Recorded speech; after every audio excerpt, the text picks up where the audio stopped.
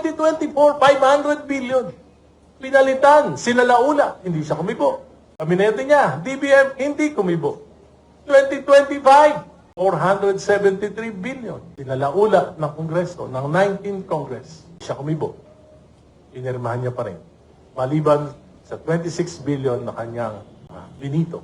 Pero 473 billion po, yun natira ng mga insertions, diversions. Nagtataka po ako, dati-rati, para yung banggit, sa mga pangalan. Saldico, resign, tumakbo. Sino po ba si Saldico? Chairman ng Committee on Appropriations. Sino ba ang araw-araw niyang kasama?